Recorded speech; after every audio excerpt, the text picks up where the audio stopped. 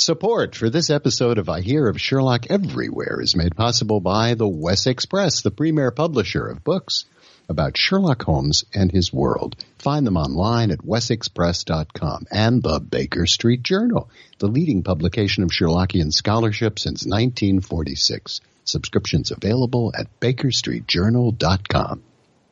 I Hear of Sherlock Everywhere, episode 118. The Future of Sherlockian Scholarship. I hear of Sherlock everywhere since you became a chronicler. In a world where it's always 1895, comes I Hear of Sherlock Everywhere, a podcast for devotees of Mr. Sherlock Holmes, the world's first unofficial consulting detective. I've heard of you before.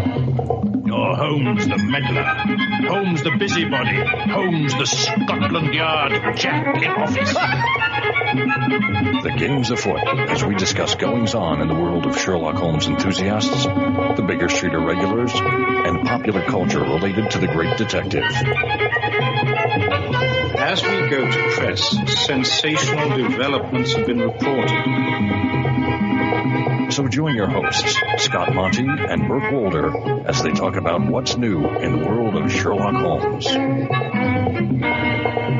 You couldn't have come at a better time!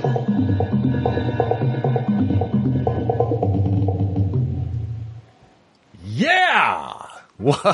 What a great time to be here. Woohoo! You got it, pal. Yeah. Welcome to Energy, man. Energy. It's all about energy. It is. Energized and energizing. I Hear of Sherlock Everywhere, the first podcast for Sherlock Holmes devotees where it's always 1895, means I am Scott Monty.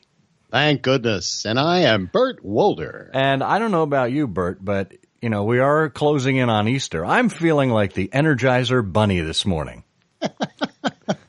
I'm feeling like a cracked egg, so I guess that makes a great loop on the holiday. Oh, well. Well, when Passover is coming, I'm feeling like some flat matzah, I suppose. Oh, yeah. Toast like matzah. Well, whether it's multiple cups of caffeinated coffee that get you up in the morning or the thought of some Manischewitz at the end of the day, whatever rouses you, we are delighted that you chose this time to hit that play button, to plug us into your ears, and to hear the rantings of a couple of crazy Sherlock Holmes freaks. That's right. Nerds are us. I'll take it. Take it. Well, we have had some great feedback to the last episode with Michael Sims, episode 117. If you haven't listened to that, get back to ihose.co/ihose117 and check out the interview with Michael Sims, the author of Arthur and Sherlock, the latest biography of Conan Doyle that really takes a much different approach to biography and the entire biographical process than you have likely read in the past. If you would like to give us some feedback about that show or anything you hear or see on ihearofsherlock.com, feel free to reach out and touch someone. Wow. Well, maybe just take it easy. Maybe you should just touch yourself. Wait a minute. No, I take that back. If you would like to reach us, you can do so by emailing us at comment@ihearofsherlock.com. You can leave a comment directly on any post that you see on the website, including this show. And the URL of this show, the notes for this show, are ihose.co/ihose118. Yes, we would love your comments. Tell us if you think, this color really suits us. What about the fit in the shoulders? Do you think that that's really properly tailored? And what about, these socks and that tie? Come on, folks. We need some help. Hey, easy there, Humpty Dumpty. You can reach us also by phone at... Or how about I like what you've done with your hair? I mean, would it kill you for a comment? Come on, folks. Come on. Wouldn't kill you. 774-221-READ. That's 774-221-7323. That will reach our voicemail. where you can speak your dulcet tones into the gossamer wings of the Internet, and we will play it on the air. As long as you don't use any profanities, folks. No. Try us. Yeah, who knows? Maybe we can bleep them out and have a funny one. Speaking of bleeping things out, this is going to be a lot of fun. We've come up with a new concept here. It's called unnecessary. Wait a minute. What's it called? I've forgotten already. Unnecessary pastiche censorship. Unnecessary pastiche censorship. It's a new series, and the way it works is we simply pull a book off of our shelves, open to a random page, and read a sentence, and then insert some of those hysterical censor bleeps, where you swear there must be something untoward going on underneath that. This was obviously inspired from Jimmy Kimmel and his unnecessary censorship video feature on his late night program, but why don't we roll the tape and see what we've got here? This week in unnecessary pastiche censorship. And here are your hosts, Bert Wolder and Scott Monty. What's that? Oh, I'm sorry. I just opened up this book at random, this thing, page 200. There's something, the story apparently is called Mrs. Vanbury Takes a Trip, and there's this dialogue here. If I may interrupt, I assume you did have some purpose for arranging this meeting? Oh, yes, Mr. Holmes. As I told you, my specialty is wine, as I surmised. My husband Reginald is abroad gathering samples. I miss him desperately. Please go on. Well, 2 weeks ago, he sent me his... He did what? Sent me his... My God, wasn't it painful? Oh, no, I've always taken enormous pleasure in his... I'm sure you have, but hasn't your husband always been at the other end of it, so to speak? That's actual dialogue? Well, I certainly enjoy it more when he's with me. I would have sworn you couldn't enjoy it at all when he's not there. And here's the end. Oh, you're quite mistaken. I've enjoyed Reginald's while in the company of any number of friends while he's been out of the country. Zounds, mutters Watson. I must wire Vienna immediately. Oh, my God. I have it here on my shelf. Oh, page 200. And there it shall remain.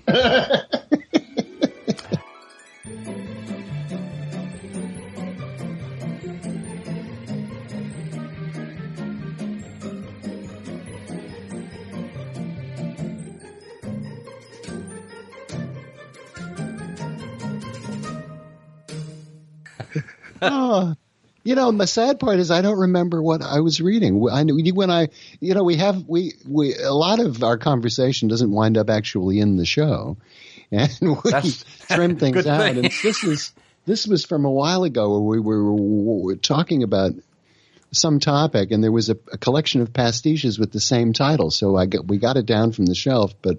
It wasn't, and we were reading an actual pastiche. Yeah, I know which one. Do you want to unveil it, or do we want to keep it? Oh, no. Let people keep it blocked redacted to protect the innocent. Yes, I think so. Or the guilty, as it may be. There are enough clues there that people could probably source it. Sure. So, well, that's a lot of fun. And hey, folks, if you have a suggestion for something we should read in unnecessary pastiche censorship, UPC. On iHose. If you have a suggestion as to what we should read, let us know. What a great way to use that commenting system, and what a great way to help fill the funnel, fill the pipeline here as we prepare to do one of these on each show. How is Phil Funnel anyway? I haven't heard from him in a long while. He's doing okay. He's feeling a little deflated, a little run down. Phil Funnel, he takes the cake. Out. Yeah. I always see him at the state fairs. Indeed. Well, you know who isn't feeling run down? Who? What? Well, our friends at Wessex Press.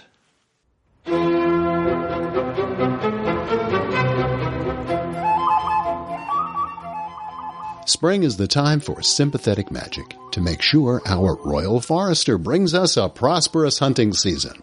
That's why we in the ancient Anglo-Saxon kingdom of Wessex have sent a skirmishing party deep into Mercia to recapture the Abbot's Bromley horn dance, stolen from us in the 11th century. This is the perfect time to right old wrongs. That's why you need your copy of Sherlockian Heresies by Leo Sauvage from WessexPress.com. This drama critic, journalist, author, and irregular turns a critical eye toward flaws and inconsistencies in Holmes's cases. Now you can join the hullabaloo for a mere $19.95. These are April mornings, fresh and clear, when the hopes and wishes of all living things are circling like a multitude of sounds. The perfect time to reach for the pleasure only a volume from the Wessex Press can provide. Choose yours today.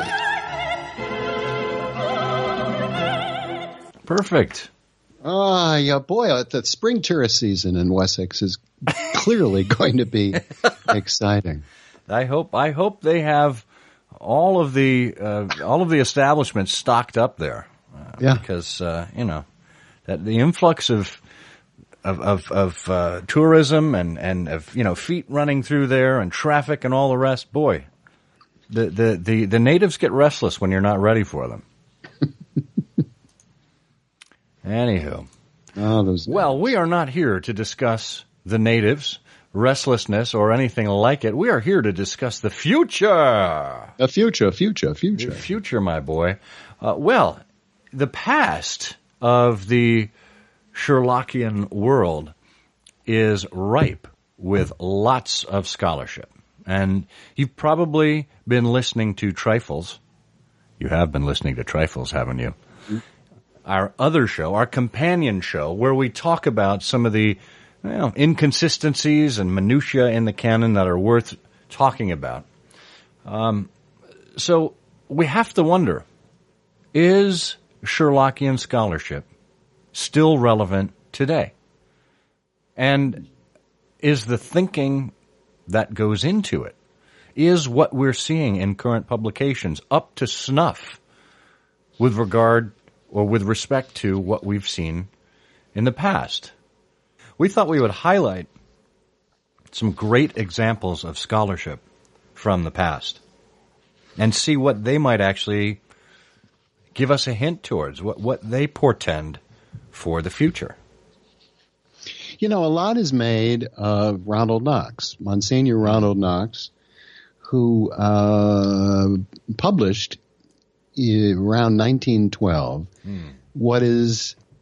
There's been some debate about this in Sherlockian circles about whether or not this really was the start of Sherlockian scholarship, but quickly passing over that, he presented a paper at Oxford in March of 1911 that was reprinted in a collection of his satirical essays in 1928 called Studies in the Literature of Sherlock Holmes. And, this tees up really this entire question really in two ways. First of all, was it what Knox was doing in that essay truly groundbreaking? And I suppose we should describe the essay for a few moments for those of you who haven't read it. But second, really the larger question about this topic of the future of Sherlockian scholarship is how often can you go to the well? I mean, Holmes has been with us since the latter part of the 19th century. There are a total of 56 short stories and 4 novels. Are there still things to write about, explore, and dwell upon? And is it going to go on forever? Well, let's take that second question first, if we can, because look, if it's been going on since 1911, 1912, or perhaps earlier than that, let's just take that as argument's sake. That 1912 is where it really started in earnest. That's 105 years of accumulated scholarship. Now, it has waxed and waned in between there, and those first 20, 25 years of scholarship were mostly by correspondence or by private pamphlets that were produced or by small run, very niche books that were written. Thinking of H.W. Bell, Dorothy Sayers, and a handful of others. Mm-hmm. Now, just an aside, one might still argue that such publications, such books today, would also be small run and niche. I think that's the nature of this hobby. This is not while Sherlock Holmes himself is broadly recognized and widely read, I think the scholarship portion is and always will be a niche interest. So that being said, 105 years of past scholarship, what does that say about the potential for the future? As you mentioned, there were 56 short stories and 4 novels that Conan Doyle helped bring to the world. Notice I didn't say wrote, because we do need to acknowledge that. Well done. But remember 2 things. One, in acknowledging the flurry of activity that was happening in the 30s, 40s, and 50s, Christopher Morley wryly observed, never before has so much been written by so many for so few. Right? So, one, he's acknowledging the limited distribution of such publications and such scholarship.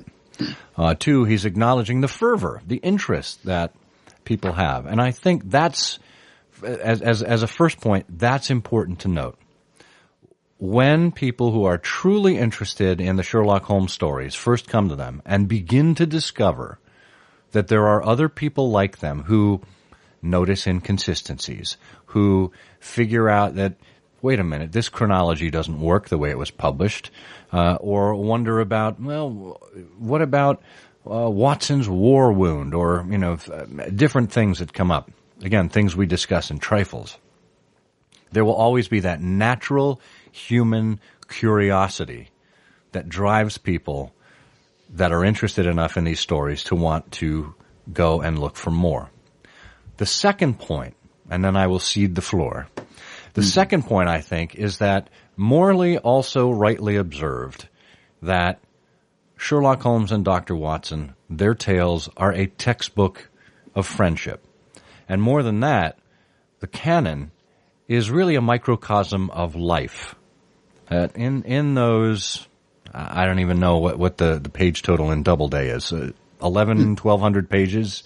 In those pages of text, you can find so much that applies to just about any aspect of life that you want. And there is always, again, this human nature, this notion of wanting to connect what you experience in literature with what you experience in life. Well, that's true. I think, you say that very well. And I think the comparison is very apt. And in fact, it's frequently referred to that by Knox, or at least in people thinking about Knox's work, that one of the driving forces behind his essay was a then current approach to biblical criticism, which was, if I wanted to condense it to a sentence, a probably inaccurate and, not completely successful sentence, it might be looking at looking at the Bible and the received text from the standpoint of a contemporary person and attempting to resolve, explore, twist through inconsistencies that appeared to be in conflict with current life, which I guess is what I imagine, although I don't know, was a particular aspect of biblical scholarship at the time that Knox was writing. He was, after all, writing in Oxford. Mm-hmm. And then applying that to the Sherlock Holmes stories. But, it's that part of it has actually never been completely clear to me because, Talmudic scholars for years, as an example, have, and in fact, look at the Talmud, the whole parallel text to plumb the inconsistencies, to look for deeper meaning, to resolve conflicts between a story told in one place one way and in another place told another way that don't completely align, gave rise to centuries of thought and discussion and argument, when it came to the Talmud. Comes to the Talmud. Yeah. But I don't know if that's really true. I mean, I know that as received wisdom, but I don't know that that's really true. I mean, was that because if in fact it is, I mean, the reason why I suppose I'm dwelling on all of this is if it is really true, that does seem to me to be, as you were pointing out in the parallels to life, eternal. It's an eternal characteristic, I think, of human inquiry to keep that going forever. Yeah. Because it never has an end. Right. Now, there will always be instances where things of relevance come up. There will always be, again, that human curiosity, that human, willingness to poke holes at things, to try and tell people when they were wrong. I think hey, look, it fuels the internet. But the interesting thing that just occurred to me was, Conan Doyle is presented, and we got into this in some degree in our conversation with Michael Sims, as someone whose experience in a Jesuitical school had a profound effect on his outlook on life, his view of faith, his approach to religion. He felt the teachings that he was being exposed to in the Jesuitical school, to make a long story short, were in conflict with his own personal sense of the universe and a higher spiritual power, if that's how you want to refer to God. Yeah. And so one would have thought that if, Knox is really essentially spoofing that approach to the Bible by applying it to Sherlock Holmes, that of all people, Conan Doyle would have gotten the joke. That is true. And he clearly didn't. I mean, he thought, at least what we know about his reaction to some of this stuff was he was just astonished. I mean, he didn't see the relevance, the satirical relationship to biblical criticism, which if all of this is true, you would have thought he would. Could be. Although, his criticism of religion and of the Bible was much more literal than the scholarly type. Well, that's true. Yeah, and he was a great writer, but he was not an academic, a literary academic by any means. Right. He was a great storyteller. No, that's a good point. And let's face it, looking at the reaction of his sons, Dennis and Adrian, or Dennis and Adrenaline, as Edgar used to call him, of how the Baker Street Irregulars conducted their business as an entity, as a literary society that has Sherlock Holmes at its center, and simply acknowledged Conan Doyle as the literary agent, not the true author. They were enraged. They had no sense of humor about the thing. Well, they immediately recognized the one fundamental characteristic of Sherlockian societies, the fascination with the character, the scholarship around Holmes, the enjoyment of this period, the promotion of Holmes and Watson, the dwelling on their cases. They perceived that the one fundamental underlying unmistakable characteristic of all this, which was that they weren't being paid. Being paid by Sherlockians? Oh, surely you jest. Don't call me Shirley. I say, Adrian, all of this stuff, where's our bit? Hey, speaking of which, do you support I Hear of Sherlock Everywhere on Patreon? What a great opportunity. What a great opportunity to get over to ihearofsherlock.com, hit that Patreon button, and support us. We've gotten some wonderful support recently from new donors, new patrons, and we thank you for that. It helps us with the transcription. It helps us with the hosting file. It helps us with our email costs. All of that goes into running I Hear of Sherlock. Now I have to interrupt you here. Go ahead. I do have to interrupt you because go for it. It's occurred to me from a marketing standpoint. You know, we've had so much help in the past from our pal, Mr. Raby, approach to Patreon. And so I've got a little different technique I'd like to try if you're up for it. Yes, please. Let's do this.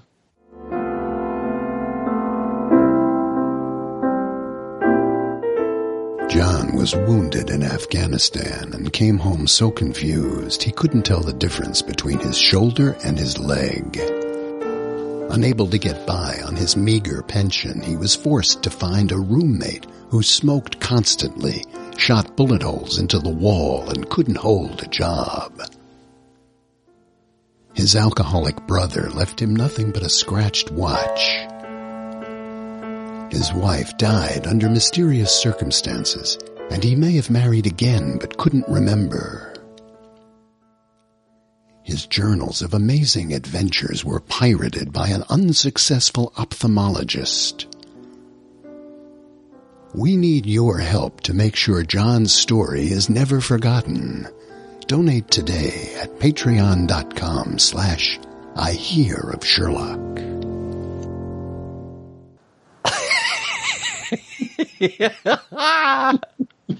I'll take it. You hear that, John Raby? I think you've got competition. Well, maybe they'll be hiring you at KPCC next. That's fantastic. Oh, good. Well, let's see if it works. Yeah. Well, anyway, we were talking about Edgar and the early scholarship and using Knox as our jump-off point. But what else was there in those early times that would have stood out? Oh, well, clearly, there's so much because there was, Knox was indicative of a community of people who were born in the latter part of the 19th century who were scholarly, in some cases like Chris Morley, a Rhodes Scholar, people of letters, people who were brought up in a higher education environment where your grounding included naturally the classics, Latin and Greek, and you learned Latin and Greek. And so that community was very resonant to this sort of activity. And so you've got things like Christopher Morley's great paper, which I suppose, is just a wonderful amplification of all of this. In 1936, Morley wrote a paper, Was Sherlock Holmes an American? Oh, I'm on the edge of my seat. Was he? Well, some people thought he was an American, including the President of the United States, Franklin Delano Roosevelt. Well, as we discussed in a bygone episode about FDR's letters to the Baker Street Irregulars. Right.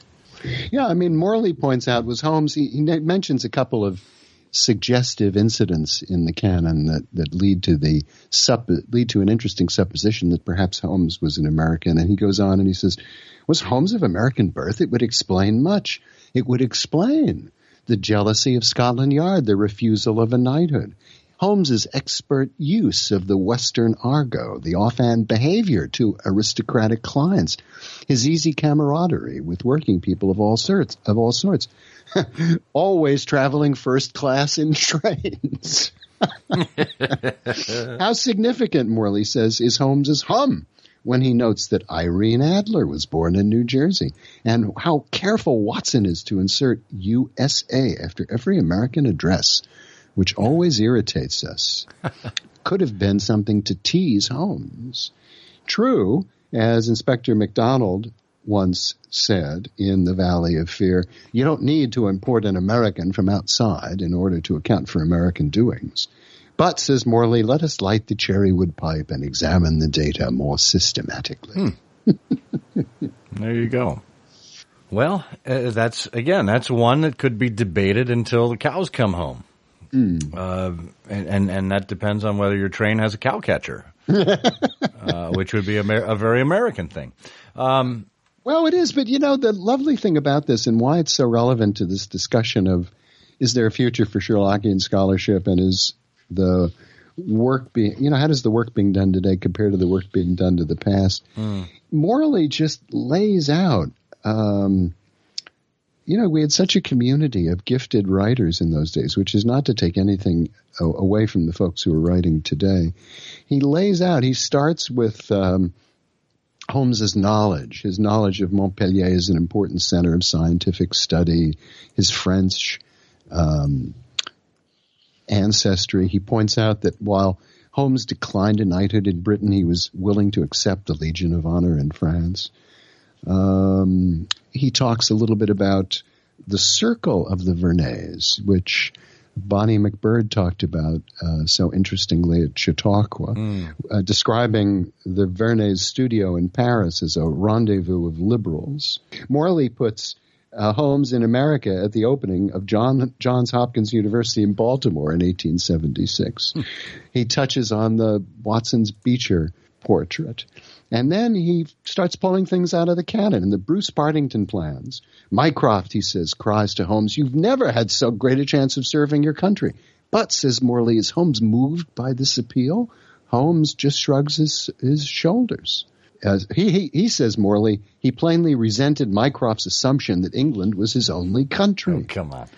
And then he goes on and he says, Holmes had a very special affection and interest regarding the United States. That's beyond question. The very first case recorded by Watson was the murder of an ex-Mormon from Cleveland. Irene Adler, the woman, was a native of New Jersey.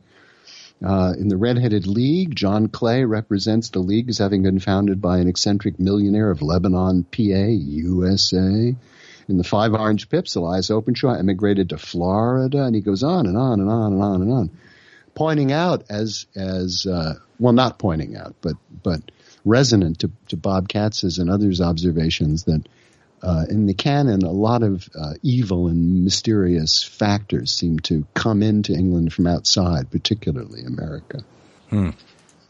Well, you have to wonder with something like that, too. Is that an instance of someone using circumstantial evidence to build their case? Yes. We all know what Holmes said about circumstantial evidence, that, turned one way, it may mean one thing, turned a completely different way, it may mean something completely opposite. So. Well, yeah, and I think there's some tongue-in-cheek aspect to this. I mean, Morley's essay, he goes on and he says, he quotes Holmes saying, "It's always a joy to meet an American, for I'm one of those who believe that the folly of a monarch," et cetera, et cetera. But then Morley goes on to say, "Well, don't forget, Holmes disguised himself. When Holmes disguised himself as Mr. Altamont of Chicago in His Last Bow to deceive von Bork, he greatly resembled the familiar cartoons of Uncle Sam." Oh, my gosh. Well, who did he resemble when he impersonated the Italian priest in The Final Problem? Hey, that's a good question. Samara for you. I think it was Chico Marx. Oh, my gosh. But the nice thing about Morley's essay, he ends with, considering the evidence without prejudice, the idea that Holmes was at any rate partly American is enticing, as Jefferson Hope said. Then he quotes Jefferson Hope. "I guessed what puzzled the New Yorkers would puzzle the Londoners. So I leave it as a puzzle, not as a proven case for more accomplished students to re-examine. But the master's own dictum is apposite. When once your point of view is changed, the very thing which was so damning becomes a clue to the truth." There you have it. Well, something to consider. But again, this is something that will continue to be debated throughout the ages. Will continue to vex people. Again, human nature at work here. But beyond this golden age of Sherlockian scholarship up through the 1940s, what do we have after that? Well, it's kind of like comic books. I mean, the golden age of comics clearly was the golden age of Sherlockian scholarship clearly was Knox and the 1920s and the early 1930s. In the 1950s, you had things like Nathan Bengus, who, astonishingly to me anyway, after all of this time, wrote a terrific, well, it's not astonishingly he wrote a terrific essay, but managed to do so much with the question of Holmes's birthday. He had in the 1950s an essay entitled "What Was the Month?" which January. Oh, excellent. Well, that sounds so simple. Now what do you want to talk about? There was a book published by, 2 volumes published by the BSI Press some years ago called The Grand Game, edited by Laurie King and Les Klinger, which has much of this all of this early scholarship and much, much more in it. One of the strange things, however, about that book is that the introduction, Bengus's essay was from the Baker Street Journal, Volume 7, Number 1, October 1957. There's a little paragraph of introduction in these various essays. And in this one, whoever, either Les or Laurie, wrote the intro, said, a fabled collector, Bengus, became a member of the BSI in 1950. For many years, he taught Romance languages. In New York, he owned 180 variants of the Sign of Four. He published what he claimed was the last will and testament of Sherlock Holmes. And then it says, the following essay, one of his many contributions to the Baker Street Journal, examines the puzzle of the Musgrave's ritual. Well, the essay doesn't say anything about the puzzle of the Musgrave's ritual. It's all about Holmes's birthday. So perhaps that's a subject for future scholarship. There you go. It's just a wonderful introduction, and particularly for somebody clearly who was gifted in Romance languages, you could tell the following in Morley's footsteps. And he starts with Russell McLaughlin's view that Holmes was born in January. There seems to be a general agreement Holmes was born in 1854. And off he goes. He says, I don't know the source of Mr. McLaughlin's notion that the selection of January 6th as the precise natal day is based on astrological calculation. I do not believe in the teachings of astrology any more than he does. And I hope to substantiate the January date by evidence of a more logical sort. And off he goes. Despite the fact that he's just poo-pooed astrology, he goes on to tell us that Holmes comes under the sign of Capricorn. But if in May or June, he must be assigned to Taurus, Gemini, or Cancer. Now, to denominate the master a goat is simply ludicrous. Well, Bengus was publishing all this at a time in the 50s when the Baker Street Journal itself had really stepped up to the publishing empire. Of course, Ben Abramson took it upon himself to be the publisher of the Baker Street Journal in the 1940s and produced these very lavish, thick issues of the journal. And anyone who's seen them, fails to be impressed by them. I mean, they are just really wonderful works. And it was because they were so lavish, it's because they were so well produced, because they were so impressive, that they bankrupted Ben.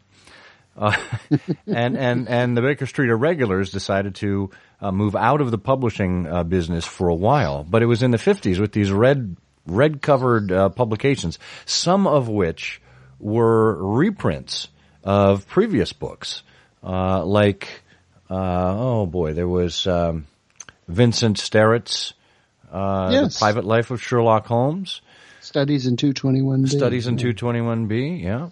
H.W. Bell's material. A lot of stuff was produced in this silver age of Sherlockian scholarship. And it's still fairly easy to find on abebooks.com or eBay or other places like that.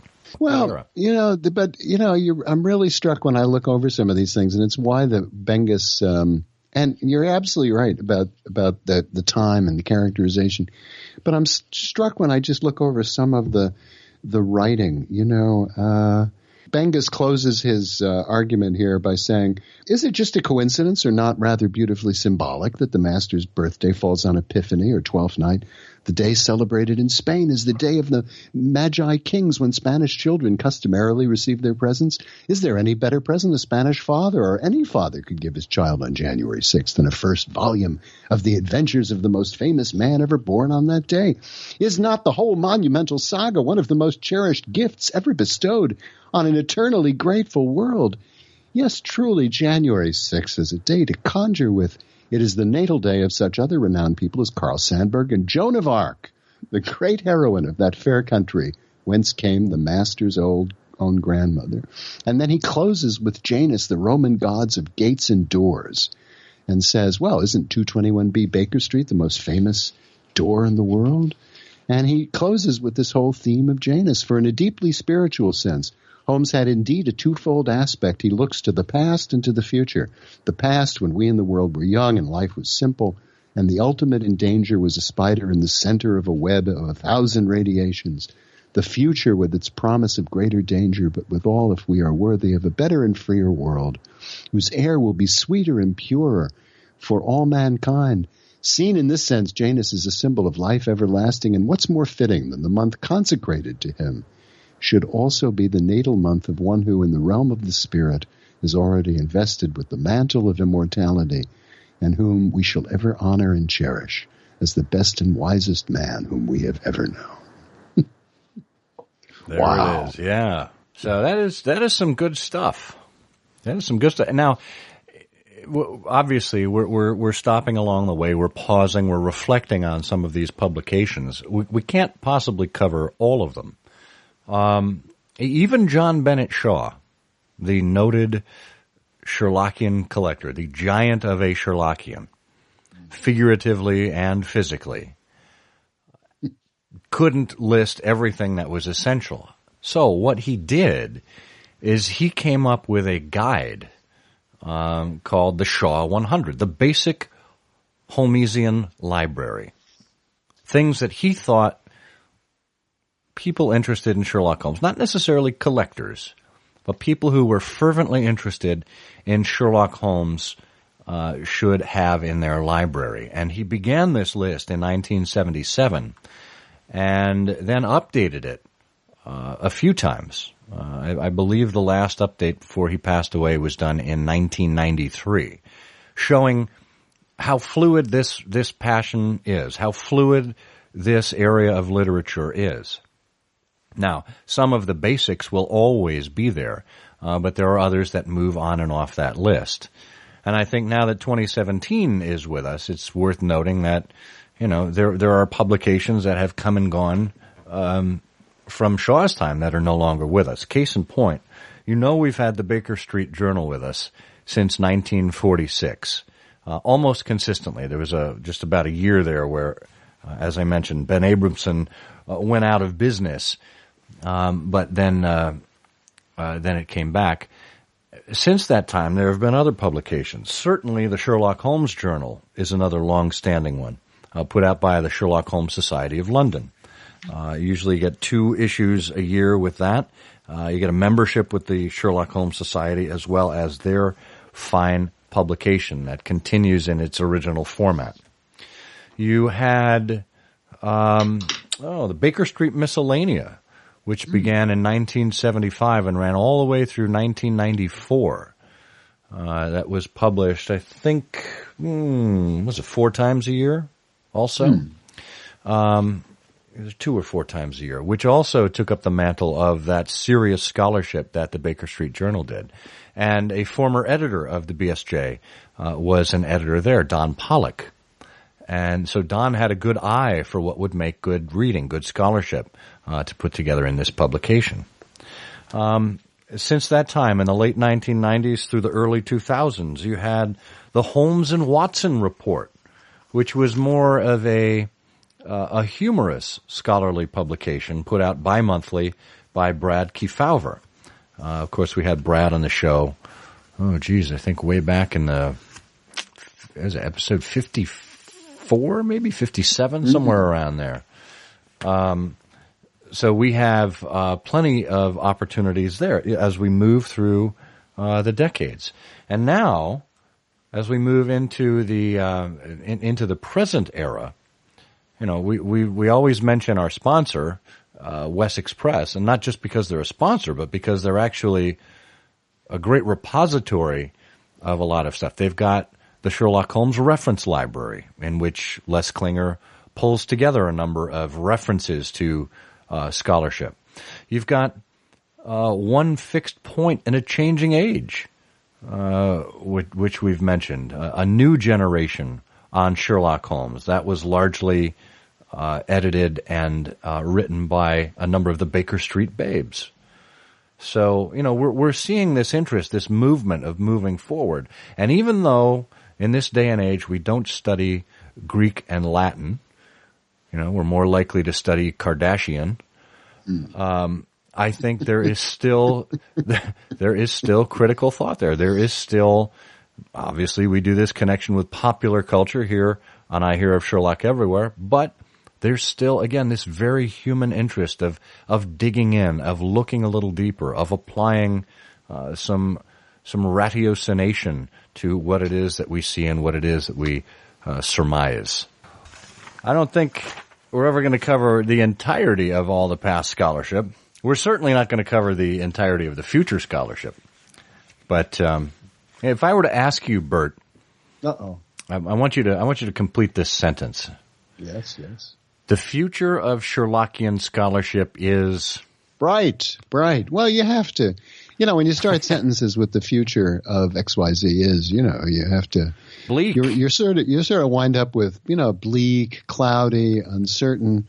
But we optimistic souls like to say bright, or long, I think, or without end.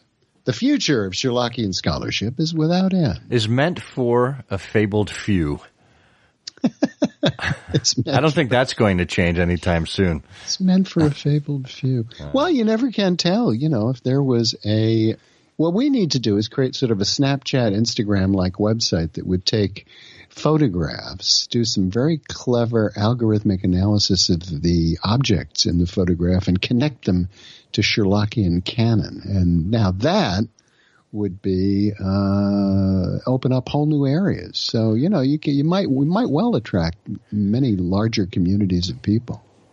There you go. Isn't that kind of what we do at IHearOfSherlock.com? Oh, that's because we are at the nexus of Sherlock Holmes and popular culture. If it's anything to do with Sherlock Holmes, you'll find it, and much, much more at IHearOfSherlock.com. We've been talking about the future of Sherlockian scholarship, but the past is just as ripe with material you may never have read before.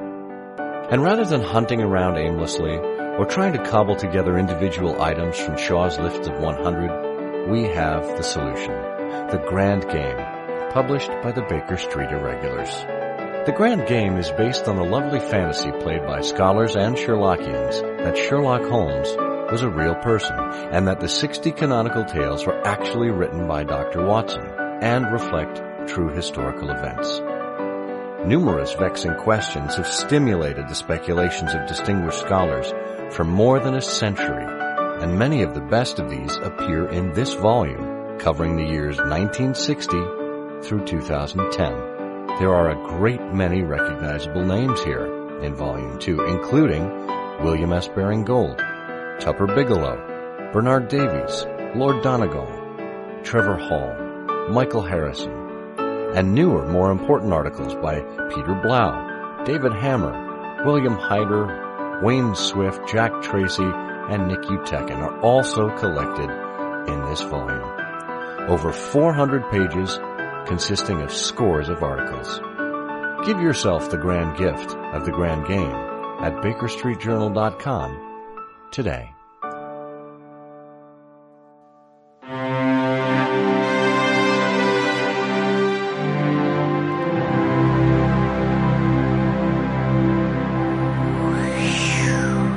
Boy, oh boy. I'm winded after that. I'll just leave it at that. Well, it is time for the gas lamp. It is time to be gassy. And in this case, as we're talking about scholarship, we turned to the big, big book of Sherlockian scholarship, otherwise known as The Grand Game, a celebration of Sherlockian scholarship. Volume 1. Don't make me pull out Volume 2. And in this case, we thought, because the Grand Game is an assemblage of some of the great Sherlockian scholarship that's gone before, and you heard about it in our BSJ ad. We wanted to pull out Ronald Knox's material, straight away and read part of that to you. So here, without further ado, is Studies in the Literature of Sherlock Holmes. If there's anything pleasant in life, it's doing what we aren't meant to do. If there's anything pleasant in criticism, it's finding out what we aren't meant to find out.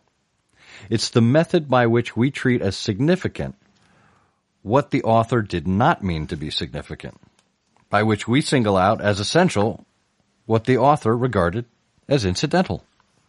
Thus, if one brings out a book on turnips, the modern scholar tries to discover from it whether the author was on good terms with his wife. If a poet writes on buttercups, every word he says may be used as evidence against him in the inquest of his views on a future existence.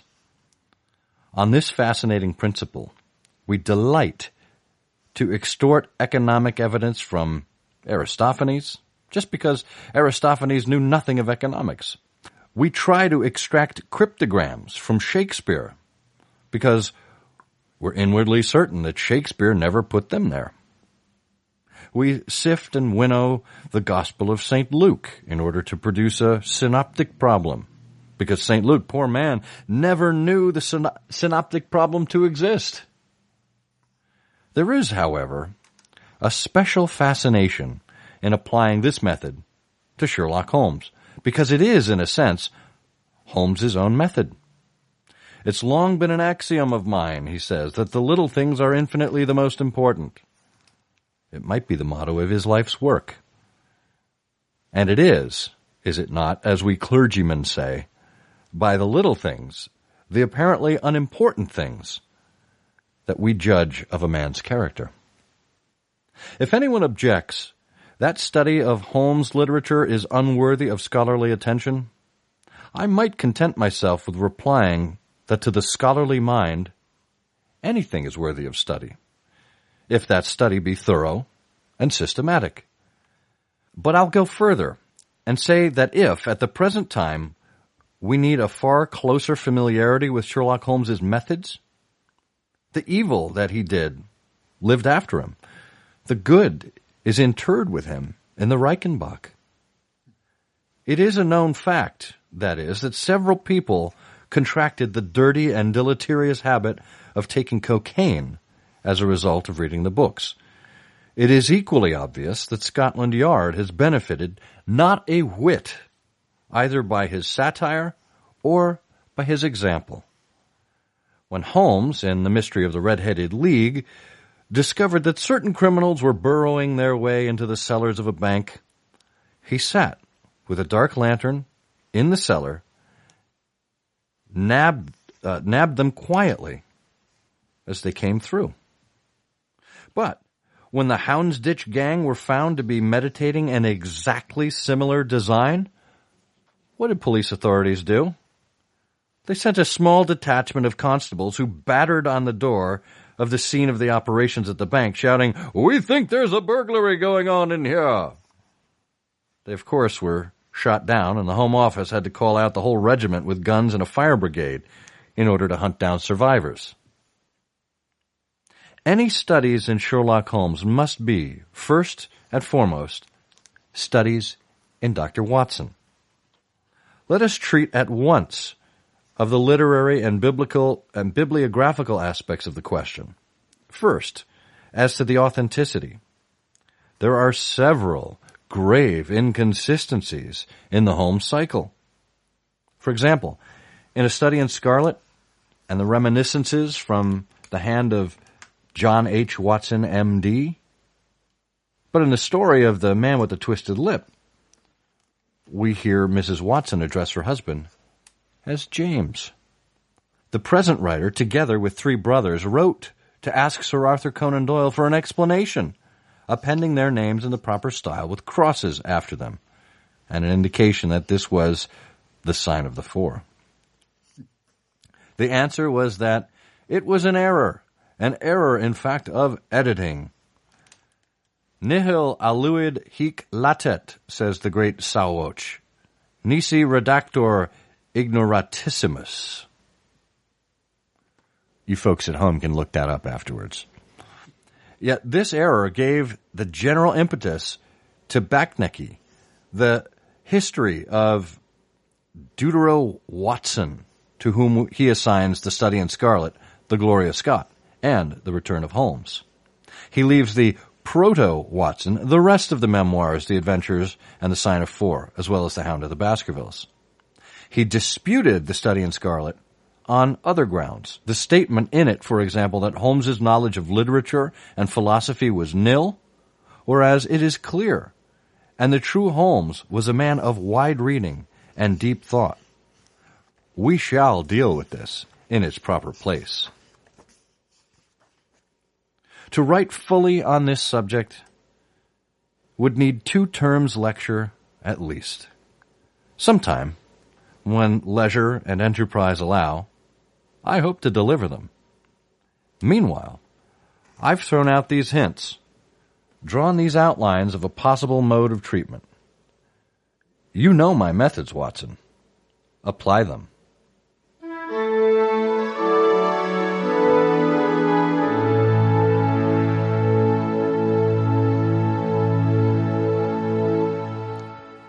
There you have it.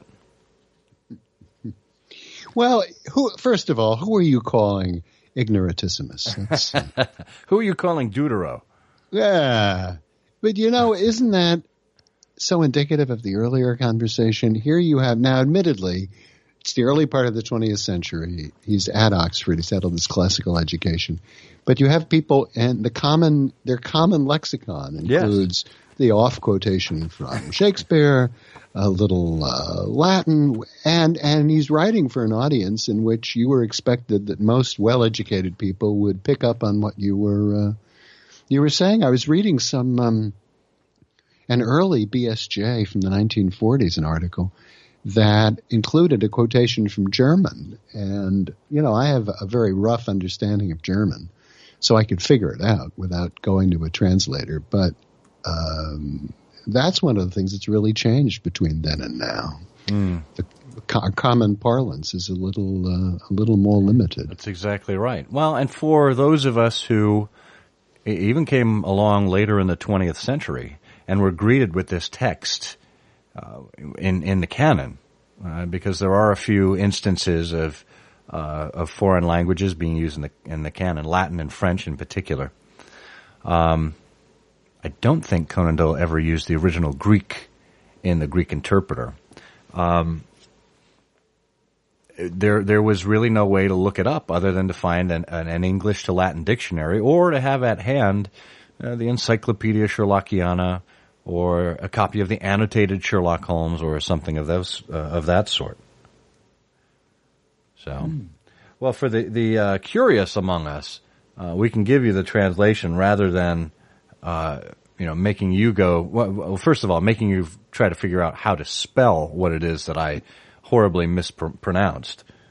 We can go to the oracles at Google Translate. And nihil aluid hic latet means here lies hid nothing else. Yeah. I thought it meant don't take this if you're lactose intolerant. It shows you how bad my Latin. Actually, I liked Latin. I had Latin when I was in school, and I liked it a lot. Well, not enough to know what nisi redactor ignorantissimus means. Who are you calling ignorantissimus? Nisi, of course, means but. That's even worse. Ignorantissimus. Let's try with this. It must mean the most ignorant. Redactor obviously means the one who... No, wait a minute. Didn't Redactor fight King Kong, or was that Godzilla? Well, I'm afraid that's scholarship for another day. Sadly. Well, until that other day, I must remain yours truly, Johnny Dollar. No, Scott Monty. And I am redacted to be Burt Wolder. The game's afoot. I'm afraid that in the pleasure of this conversation, I am neglecting business of importance, which awaits me elsewhere. Thank you for listening. Please be sure to join us again for the next episode of I Hear of Sherlock Everywhere, the first podcast dedicated to Sherlock Holmes. Goodbye, and good luck, and believe me to be, my dear fellow, very sincerely yours, Sherlock Holmes.